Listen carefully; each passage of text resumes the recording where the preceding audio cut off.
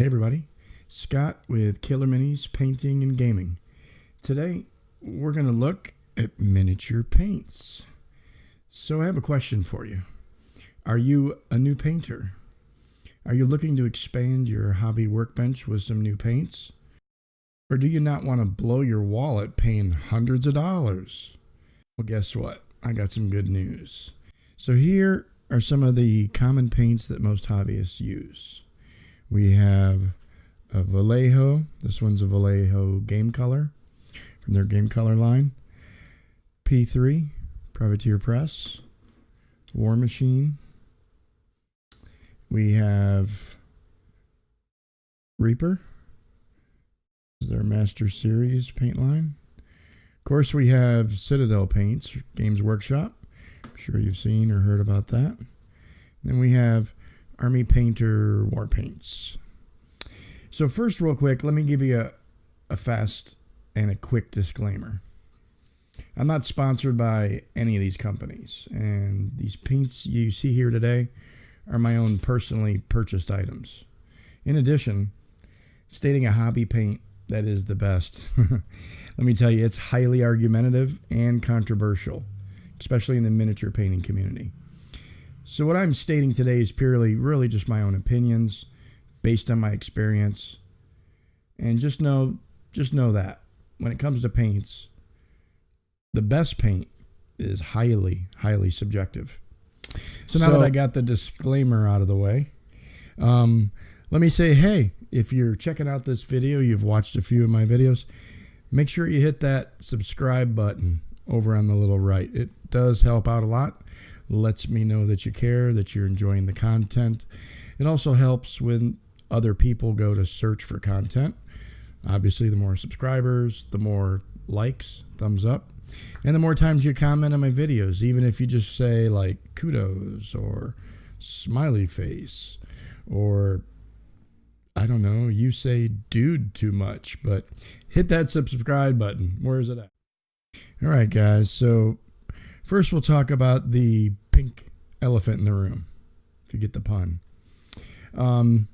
Citadel Games Workshop paints. These are really good paints. I do like them. They have some really great yellows and reds in particular. They're a neat and organized paint classification system. And also, they got really cool painting guides. So there's a lot of stuff on the internet utilizing the Citadel paint range. So like I said, overall, these are pretty good. It was hard for me not to recommend these. However, I do want to talk about the three categories that I'm using to determine what really makes a great paint range for a brand new painter. I'm not sure if you're aware of the general practice in many different professions called better, faster, quicker, right? You can't have all three at once. So yeah, I'm using a similar pattern, which is cost, convenience, and quality of paint. So anyhow, I'm not recommending Citadel for a brand new painter, mostly based on the cost and the expanse of their line and what you can get yourself into. You literally could be thousands of dollars into the paint. Because I'm going to be leaning really toward cost and get the best quality at the cheapest cost with the most convenience. We're not going to get all three, but we'll get close. So Citadel, no. Next up is P3 paints. So I enjoy these paints as well, especially certain colors more than others. They vary in consistency between their colors.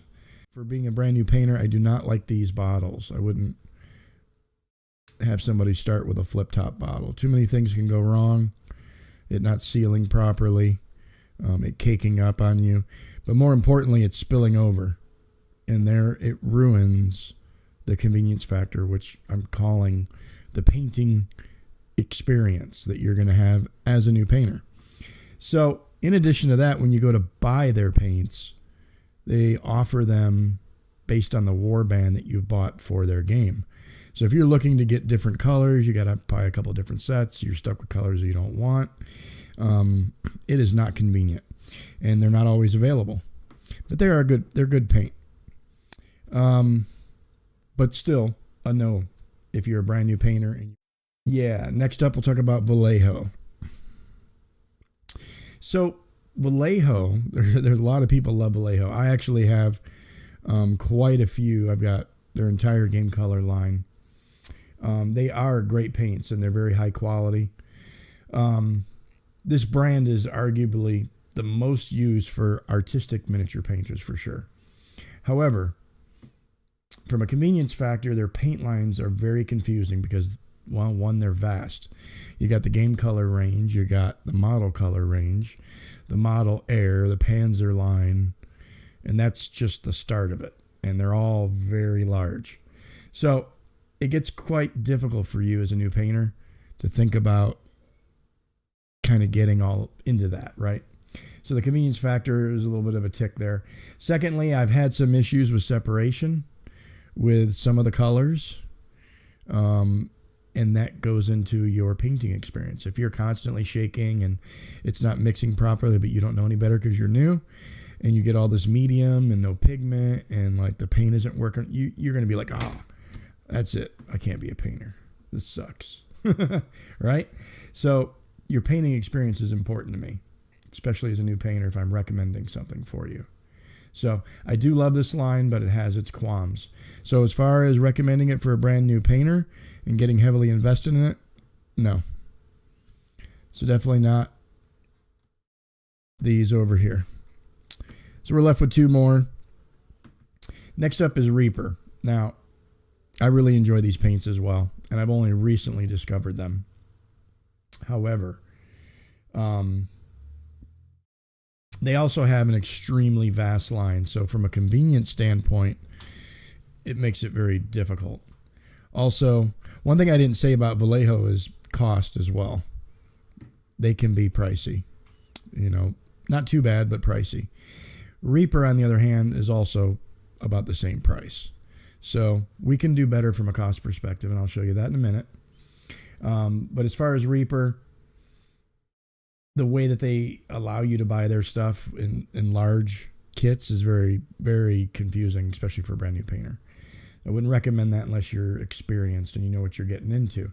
They do have some convenient little triad packs, but it still comes down to cost. The triad packs are about $10 to $12 for 3 colors. So you're looking at over $3 a bottle. So from a cost perspective, I'm going to have to eliminate Reaper. But I will tell you that they were my second choice. So if you did want, yeah, obviously there's one paint left. And the Army Painter War Paints is what I'm going to recommend for you. And we're going to talk about why that is. Okay, so the Army Painter War Paints.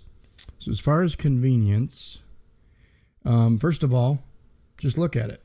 Nice little dropper bottle. This will allow you to put on your palette nice bite-sized little drops right onto the paint palette, right? That's nice because it gives you lots of control. Other brands have that as well, so obviously that's not the main reason. Second reason is overall paint consistency. Now, I kind of put that into a quality perspective, but when we go between the different colors, they all seem to be about the same thickness, and they all have the relative amount of coverage and opacity they have in. Their medium is very, very cool, and it allows you to do some blending, some glazing, pretty much all sorts of intermediate and advanced techniques. So from a quality perspective, I do like the quality. Are there other brands that have just a little bit better quality in certain aspects? Yes. However, those brands cannot compete with the price that are. This is the Army Painter Mega Paint Set. This comes with 50 paints. More specifically, it's 46 paints and 4 washes. So in addition to that, if you look at the range of these colors, if you're looking at the zoom, so here's some blues, teals, light blues, orange, reds, some yellows, some green and greeny yellows, orangey yellows, whites, plenty of browns, purples, magentas. Here you got your aqua greens, teal, that's a teal, light green. So when you look at that, pretty much any color you're ever going to paint, you're going to get in that kit. $88. $88.01. That is a fantastic price. You cannot beat that. That's $1.76 per bottle. So even the Army Painter singles on, let's see, let's go to the miniature market. Here's your single prices, $2.29. You know, and they're buying them in a large kit. They got a little bit of a markup, but that in itself is a good price. Your Vallejos are much, much more. Also P3s, all of them, most of your paint lines run like $3.50 up to $5 a bottle, with Citadel being the top end. Oh yeah, that's pricey. So from a cost perspective, I think it's a drop dead bottom cost, and it will get you very, very close to these other lines, and arguably the same in some. Do not buy craft paint to paint your miniatures specifically. If you're painting terrain, hey, that's okay. It's not that it doesn't work. Again, we go back to that convenience factor. What kind of experience are you going to have after you paint using craft paint? And you have a very high chance of not having a very fun experience, and one that you won't be pleased with the results when you're done, especially if you're still building your skill level. So, which if you follow some of my painting techniques, you really don't need a whole lot of skill. Just a little bit of practice and some patience, you'll be good to go. The Army Painter Mega Bundle. Check it out on Amazon. It retails on the Army Painter line for like $125. So it's a steal on Amazon for $88. And you really can't go wrong for buying it, for sure. So till next time, guys, Killer Minis, double peace out.